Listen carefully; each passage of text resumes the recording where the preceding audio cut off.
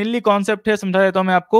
मैंने 25,000 कैपिटल से इन्होंने 15 ट्रेड लिए, ओवरऑल 5K का लॉस हुआ। एग्जांपल मतलब मान लो इन्होंने जो है 25,000 का इन्वेस्टमेंट था और जो है इन्होंने 15 ट्रेड किए, उसमें से जो है 5K का लॉस हो गया, तो कैपिटल बचा है 20K।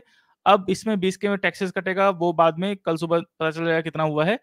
सो आज सुबह नोटिफिकेशन आया है, योर ट्रेडेड वैल्यू ऑफ 28 अगस्त 2024।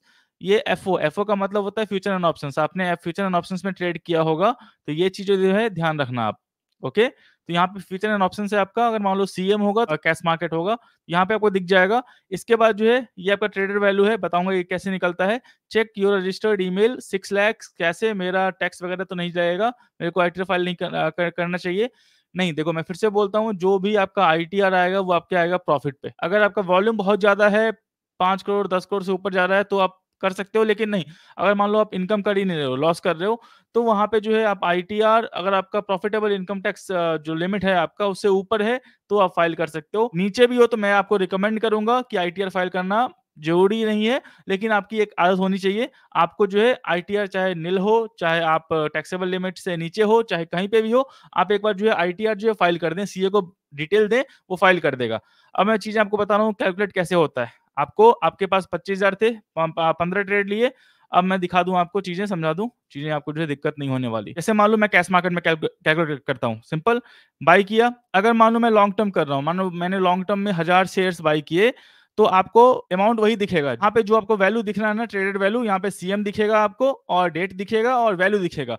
अगर मान लो लॉन्ग टर्म में परचेज करते हो, लॉन्ग टर्म का मतलब क्या हो गया, जितने पैसे थे आपने आपके पास, उतने पैसे का आपने जो है बाई किया, तो पूरा पैसे का बाई किया, तो यहाँ पे कोई 8,14,000 दिखेगा।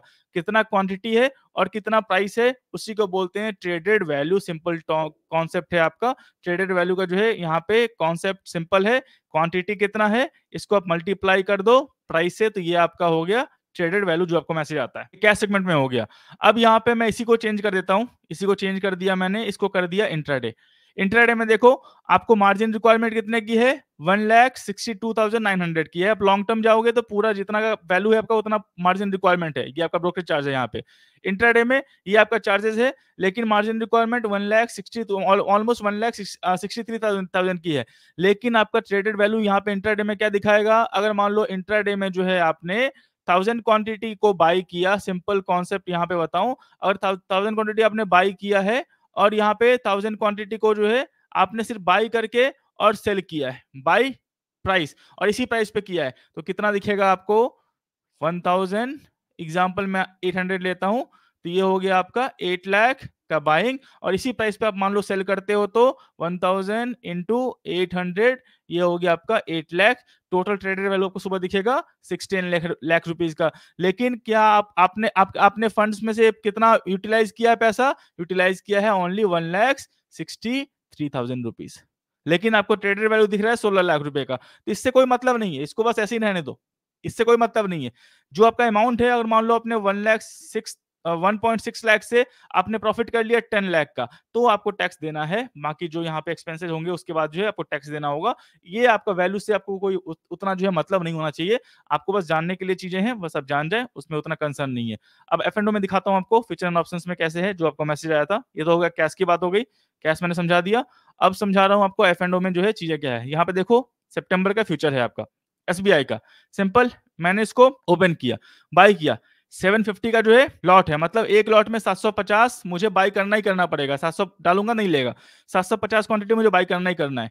750 इंटू 820, कितना का वॉल्यूम हो जाएगा आपका एफ एंड ओ में, 6,15,000। और आप पे कितना कर रहे हो, 1,15,000। समझ में आ गया कॉन्सेप्ट पूरा। 1,15,000 आप पे कर रहे हो, लेकिन आपको वॉल्यूम दिखाएगा एक्सचेंज पे कितना, एक्सचेंज पे दिखाएगा आपको वॉल्यूम 6,15,000। इसी को अगर आप मान लो सेल करते हो, तो 6.15 इंटू 2 कर देना, तो कितना हो जाएगा, ऑलमोस्ट 12.30 लाख। और आपने अमाउंट कितना पे किया, ओनली इतना पे किया है, 1,15,264। बाई किया तो सेल भी करोगे, सेल में एक्स्ट्रा मार्जिन नहीं लगता, आपने ऑलरेडी बाई किया कर लिया है, सेल कर दोगे, इतना ही अमाउंट आपने पे किया है, लेकिन आपको वॉल्यूम दिखेगा एक्सचेंज पे इतना, तो इसका उतना। और ये आपको दिखेगा एफ एंड ओ कैटेगरी में, जो आपको मैसेज आया था, यहाँ पे एफओ में, एफओ का मतलब है फ्यूचर एंड ऑप्शंस में जो आपको मैसेज आया था यहाँ पे आपको दिखने वाला है। ये कॉन्सेप्ट है, उतना आप पैनिक मत लें, चीज़ें उतना स्ट्रेस ना लें। जो आप ट्रेडिंग करते हैं, जितना अमाउंट से करते हैं, बस करते रहें जैसा भी है। जो भी चीज़ें हैं उसमें उतनी जो है आपको सोचने की ज़रूरत नहीं है। हाँ, प्रॉफिट हो रहा हो या नहीं भी हो रहा तो इनकम टैक्स मैं बोलूँगा आपको जो है फाइल कर दें, वो आपके लिए ज़्यादा अच्छा रहेगा।